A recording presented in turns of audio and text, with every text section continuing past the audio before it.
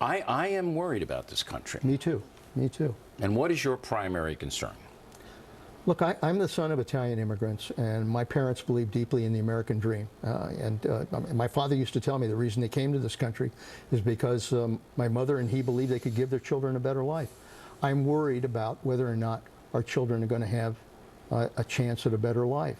You've got this tremendous dysfunction in Washington. You've got a number of threats that we're confronting abroad.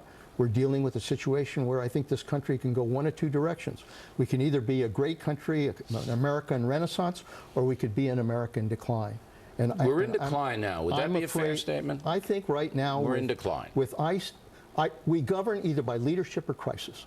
And today we are largely governing by crisis. Look, when President Obama says, and you agree with him here, that arming Syrian rebels, who we don't even know much about, is going to blunt the ISIS fanatics, guys like me say that's just bull. That's not going to happen. You can make a little plan or whatever, but what's going to happen is it's going to have to be a sophisticated fighting force on the ground against these animals. That's what's going to happen. President Obama doesn't have the heart or the will to do it. The next president may. But you're not going to defeat them by training Syrian rebels in Saudi Arabia and giving them a few weapons. That's not going to work, and you know it's not going to work. You're dealing with a very dangerous and fanatical enemy in Syria.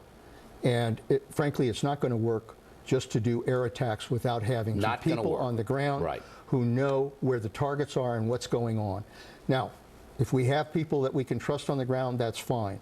But if the military thinks that we ought to have special forces boots on the ground in order to do what's right, I think the president ought to be open to that kind of recommendation. Once again, he is not. Once again, he is not leading. No, he said he wasn't. He said it a number of times. He's not open to that. And that brings me to my last question. It's very possible Barack Obama is just not up to the job. I don't believe that, Bill. You don't want to believe I don't know, because I want this president to be successful. I want this country to be successful. And I think deep down, you know, he knows what needs to be done. What he's got to do is develop the will to fight, to get into the ring, he better get in order to make it happen. He better get on it. I agree with you. All right. Leon Panetta, thanks for taking the